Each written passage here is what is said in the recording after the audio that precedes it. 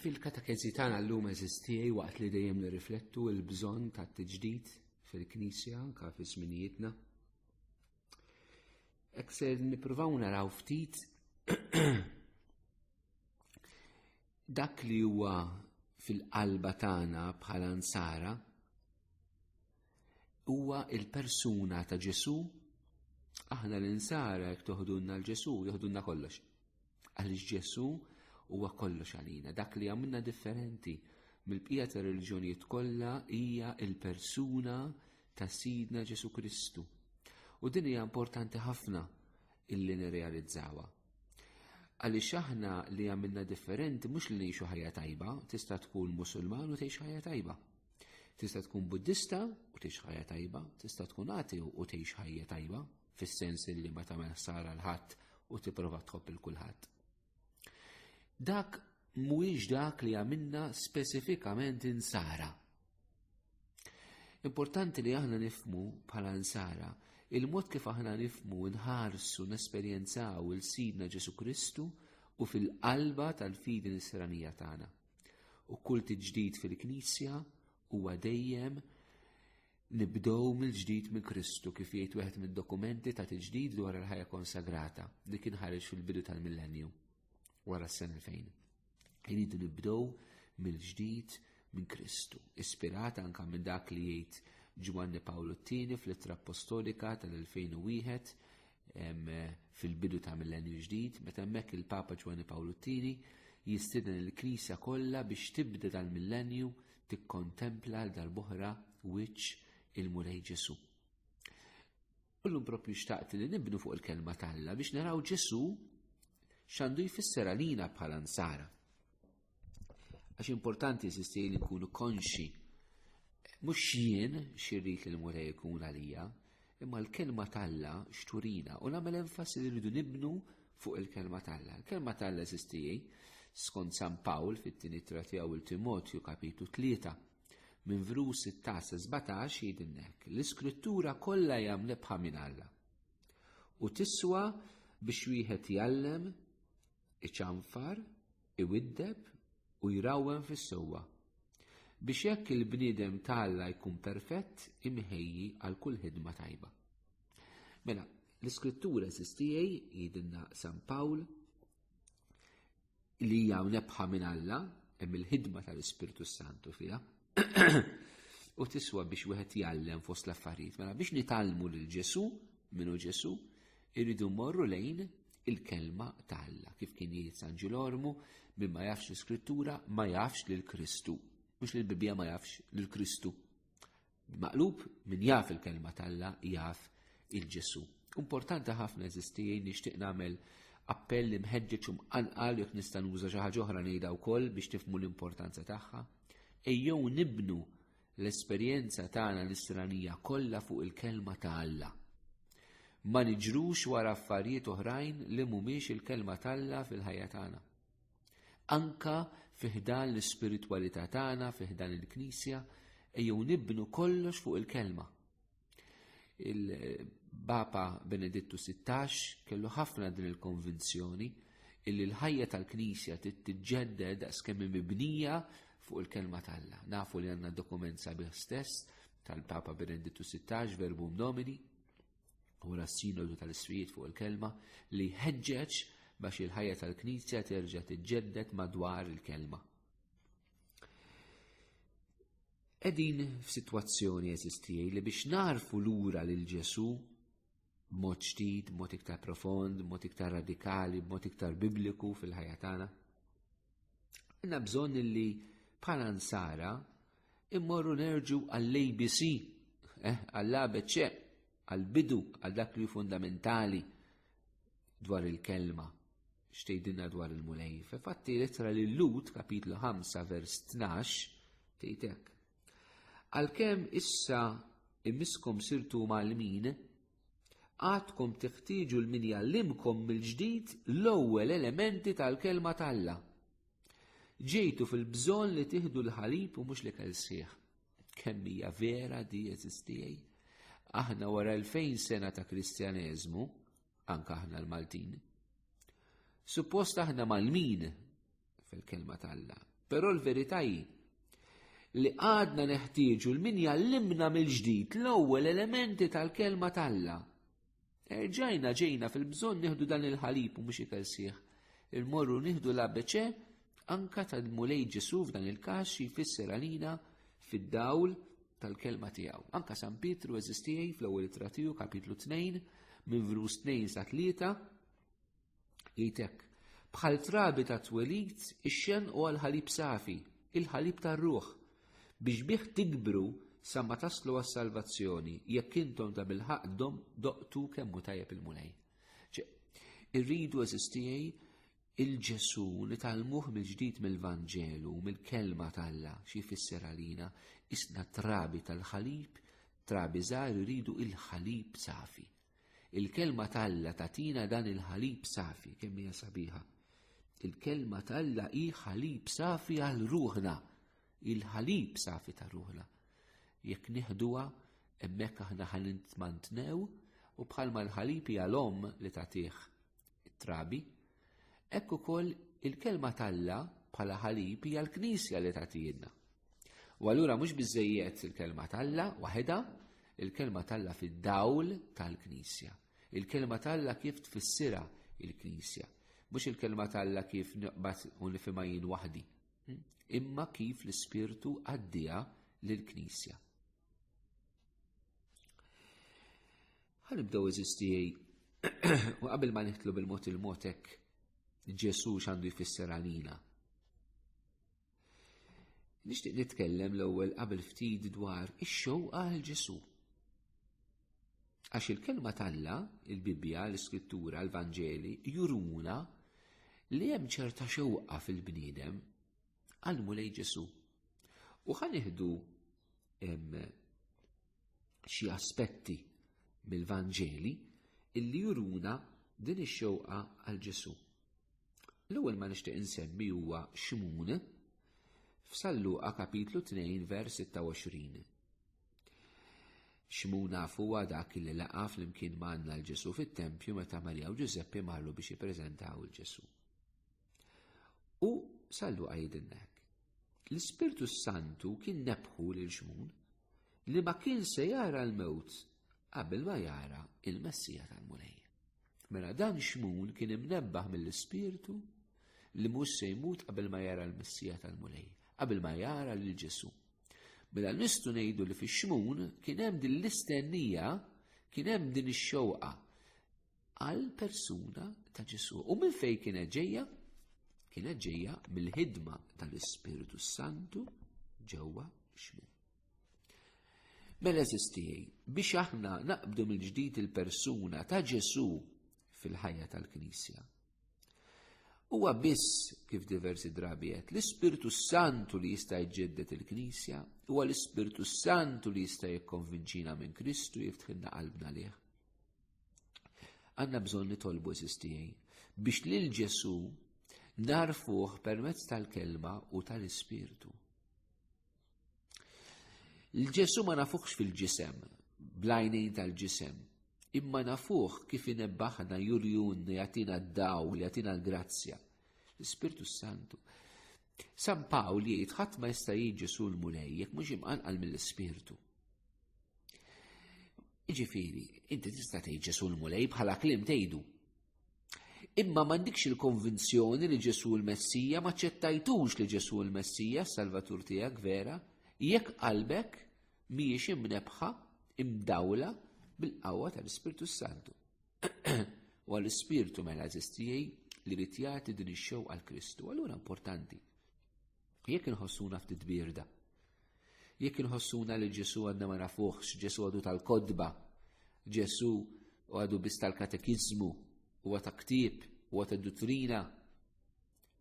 Jew nitolbu l-Ispirtu Santu, l-Ispirtu Santu Alla. Iftaħ li qalbi beraħ għal Ġesu, laqani miegħu, għatina l-esperjenza tiegħu. Jekk inħobb inħares liha b'dan il-mod. Fl-inkarnazzjoni f'ġuf Marija huwa l-Ispirtu Santu illi jġib il-Ġesu. Il-ġisem tal-mulej jinħoloq mill-Ispirtu, l-Ispirtu jinżel fuq Marija u bekk isir dan l-umiltà ta' Alla li jiċċekken f'Marija permezz tal-Ispirtu Qaddis. Min-naħa l-oħra, fil-ruq tal-Vanġelu, Ġesu jittieħed il-fuq, però jgħid illi jera l-anġli jgħidu l-apostli li jerġa' jiġi fuq sħaba. Issa dik is-sħaba fil-Bibja tirrappreżenta l-preżenza tal-Alla u mod speċjali fuq it-Tabor is-sħaba tirrappreżenta l-Ispirtu Santu. Mela bħalma Ġesu fl-ewwel miġja tiegħu ġib il-qawwa tal-Ispirtu Santu f'ġuf Marija, Ġesu fit-tieni miġja tiegħu hija miġja li ħadd tiġi fuq is-sħaba, jiġifieri ħadd tiġi fil-qawwa tal-Ispirtu. Mela huwa l-Ispirtu illi eżisti ġab il-Ġesu fostna, u l-Ispirtu li tiġibu f'qalbna. Bħalma anke fl-Ewkaristija, is-saċerdot jitlob l-Ispirtu Santu jinżel fuq il-ħobs u l-inbid biex jibdilhom fil-ġisem ta' Kristu. Allura naraw kif l-Ispirtu Santu dejjem marbut li jġib il-Ġesu fostna. Ġabu fl-ewwel miġja f'Marija, ħajġibu fit-tieni miġja meta Ġesu jerġa' jiġi, u aħna qegħdin nistennew il-Ġesu jerġa' jiġi. U f'kull miġja ta' Ġesu kif narawha tiġri fl-Ewkaristija, huwa l-Ispirtu Santu li jġib dejjem il-mulej Ġesu fostna. Ġesu li hu preżenti magħna bil-qawwa, fil-forza tal-Ispirtu Santu. Ximun kien imnebbaħ mela xewqa għal Ġesu fl-Iskrittura hija xewqa ispirata mill-Ispirtu Santu. So jekk il-bniedem jaf bħalma kien Xmun, u so jekk il-bniedem ma jafx bħalma huwa pereżempju l-każ ta' Zakkew. Sa Luqa kapitlu 19 minn Vrus 1-3 jgħidilna hekk. Ġesu daħal Ġeriko u kien għaddej mit-triq. Mela jkun hemm raġel jismu Zakkew. Dan kien wieħed mill-kapijiet tal-Pubblikani u kien għani. Kellu xewqa li jara min kien Ġesu, imma ma setax minħabba l-folla billi kien raġel qasir. L-Ispirtu Santu kienet jaħdem f'Zakkew fis-skiet. F'din ix-xewqa moħbija għal Ġesu li minn barra tidher xewqa ta' kurzità, però fil-verità kienet ħidma tal-Ispirtu li qed waslu biex jiltaqa' ma' Kristu biż-Zakkew jilqa' s-salvazzjoni. Araw kemm sabiħa. L-Ispirtu Santu dejjem joħodna l Ġesu. Dejjem jiftħilna qalbna għal Ġesu. Hawnhekk ħalluni niftaħ parentesi. Il-Madonna eżistijaj li aħna l-Kattoliċi għandna mħabba speċjali leha. U għandu jkun jalla l-insara kollha jiskopru l-ħidma ta' Marija. Però importanti nifhmu aħna l-Kattoliċi li dak li aħna ngħidu għall-Madonna, il-Madonna toħodna l Ġesu. L-ewwel qabel kollox mhuwiex xogħol il-Madonna, huwa xogħol l-Ispirtu Santu li joħodna l Ġesu. Il-Madonna għaliex hija l-mara mimlija bl-Ispirtu Santu, ovvjament il-karattru tagħha, l-imġiba tagħha, il-ħidma tagħha hija kollha kemm fl-Ispirtu Qaddis. Allura bħalma l-Ispirtu Santu joħodna Ġesu, il-Madonna toħodna Ġesu. Aħna eżistijaj kieku aħna Kattoliċi nifhmu aktar ir-rabta bejn il-Madonna u l-Ispirtu Santu, il-Madonna tista' tkun punt li għadna ħafna maħutna l-Protestanti. Jekk anke huma jieħtlu ħafna f'din ir-realtà. Jekk nifhmu r-rabta bejn Marija u l-Ispirtu, Marija u l-Kelma, nifhmu aktar ir-rabta bejn il-Madonna u l-Knisja u l-Madonna u l-Ewkaristija. Però minn hemm irridu nibdew. Biex ninaqdu aktar bejnietna, irridu nifhmu. Naraw li l-Madonna hija bħal l-Ispirtu, għax l-Ispirtu jaħdem f'Marija. In-nies ta' Alla joħroġ fihom il-karattru tal-Ispirtu Santu. Allura anke l-Knisja mbagħad li hija ġbija tal-Madonna, ċell il-Madonna hija ġbija tagħha, kif jgħid wieħed San Ambroċ li jikwota anke l-Konċilju Vatikani II fil-Lumen Gentium, l-aħħar taqsima li titkellem fuq il-Madonna.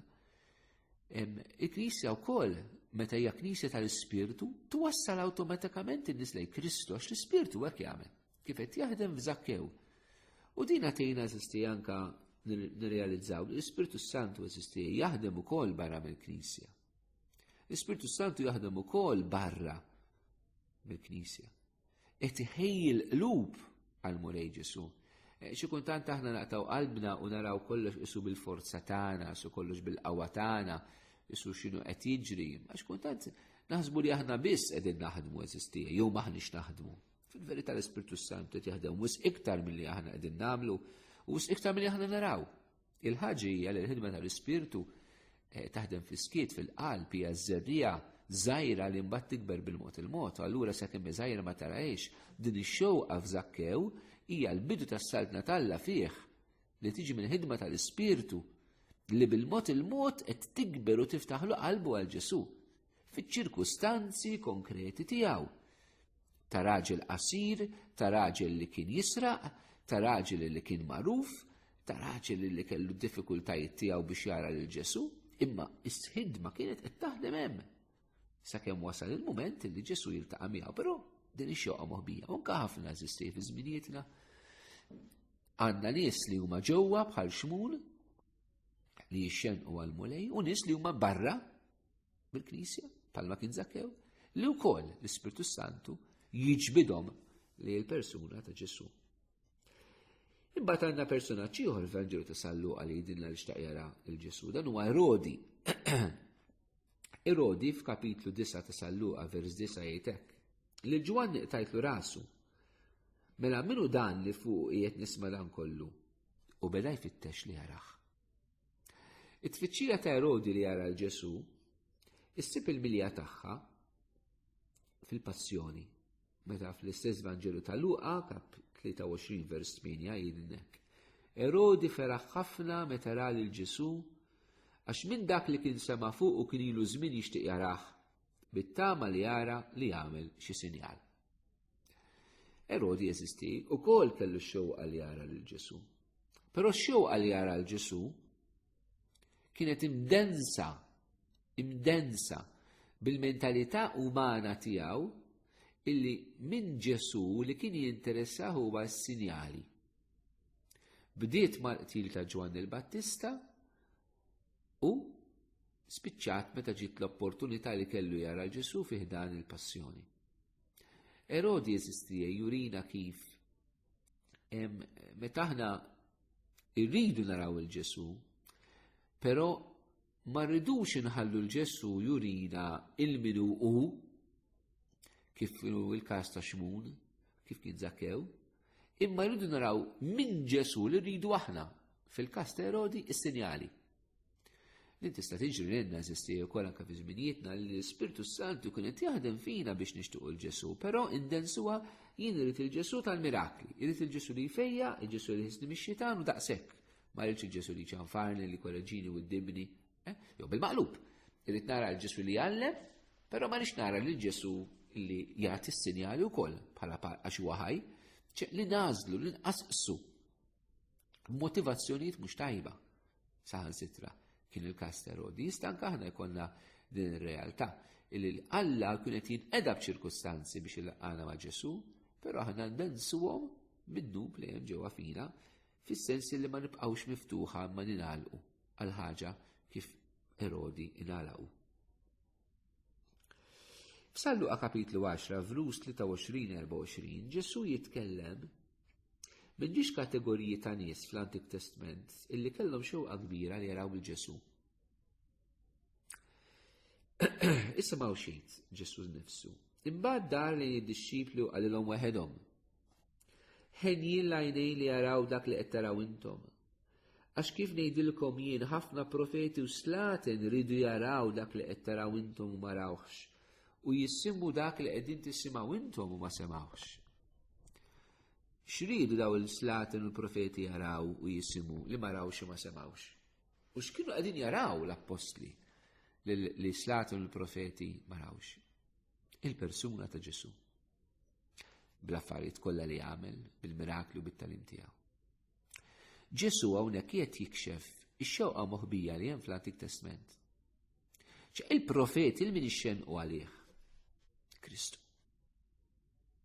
Islaten il-min kun qed jistennew il-Kristu. Ċijurina dan iż-żmien, ovvjament dawn ma kinux jafu illi dan il-Messija kellu jkun li bent Alla nnifsu.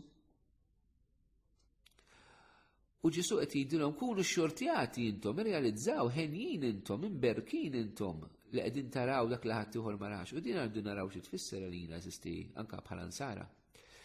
Għaliex ħafna nies għandhom xewqa għall-Messija anke fi żminijietna. Iktar ma n-nies uħossuhom mazzin fil-ħażen, mazzin fid-dnub, mazzin f'realtajiet li ma jistgħux jinqalgħu minnhom, għandhom xewqa f'qalbhom għal Salvatur xi ħadd li jeħlishom mid-dnub, mill-oppressjoni, mill-ħażen, mill-falliment, mill-mart, mill-mewt.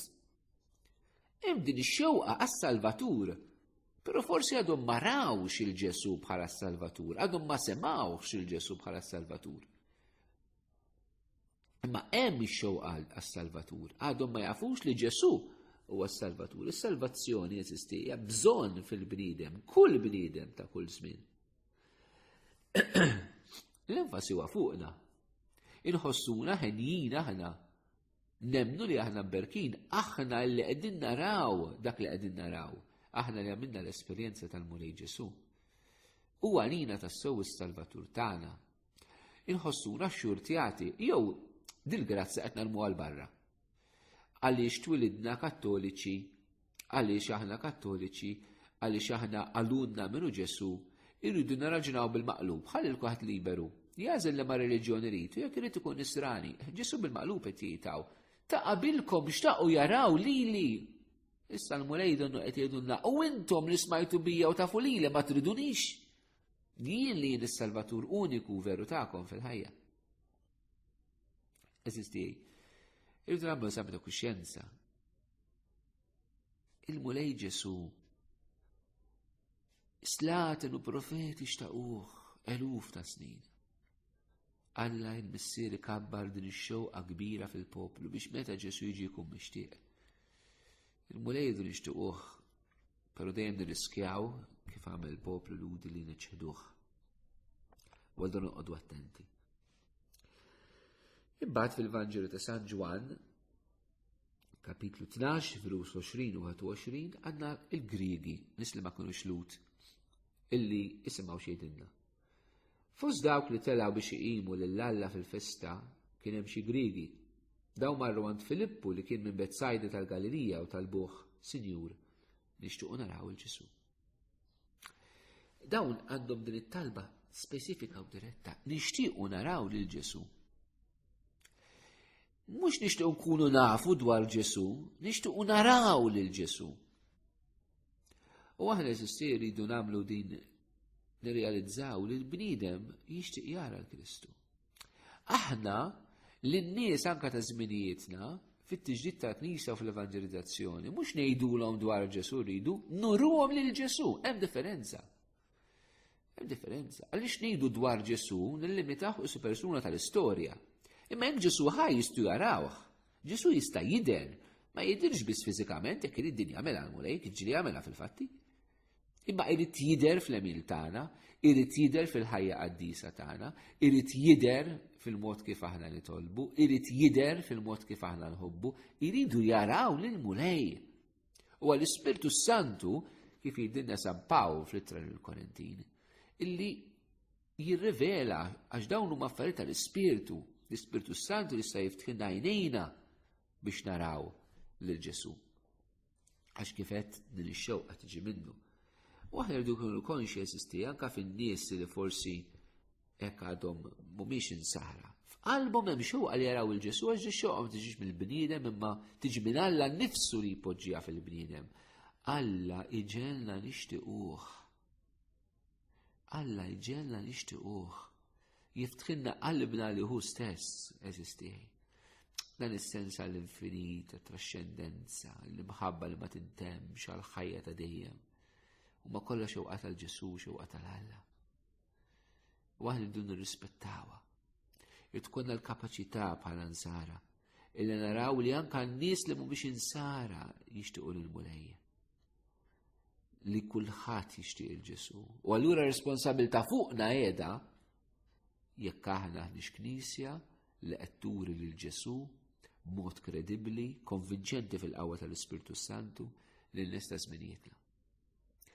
It-tiġdid tal-Knisja iħollu jorbot ma' kemm aħna nesperjenzaw lil Ġesu mill-ġdid u kemm aħna lesti nuru il-Ġesu mill-ġdid. Nagħlaq bil-indu lejn Madonna. Sa Luqa kapitlu 8 verus 19 jgħidilna ġewwa li jħommu ħutu iżda ma setawx jersqu lejh minħabba l-folla. Xi ħadd qallu ommok u ħutek qegħdin hawn barra u jridu jarawk. Din ix-xewqa tal-Madonna eżistija u l-qraba ta' Ġesu għax ħutu fil-Bibja nifhmuha fis-sens ta' qraba. Hija x-xewq Marija wkoll għandha xewqa li tara l-Ġesu. Mhux bħala ommu issa għax qiegħda hemmhekk fil-folla bħala waħda mid-dixxipli tiegħu. Imma bħala minn tixxiplu u tixtieq tara l-Ġesu issa bħala r-Rabbi, bħala l-Imallem, bħala s-Salvatur tagħha. Eżistija l-Knisja tkun bħal Marija. Li mhux biss ilha 2000 sena li għandha l-Ġesu, imma tibqa' bix-xewqa ħajja li tara lil Ġesu, tibqa' dixxipla tal-Mulej Ġesu u turi lil dan Ġesu fi żminijietna. Jalla eżistijaj dawn il-ftit testi mill-Iskrittura, daw il-personaġġi bibliċi, hekk ħallu fina dan il-faċċati differenti tax-xewqa tal-bniedem, tal-ispirtu li hemm fina għal Kristu. Ħalli bekk inħallu l-Knisja dejjem ħajja, Knisja mibnija fuq Ġesu u kif tgħidilna l-verità tal-kelma tal-Alla.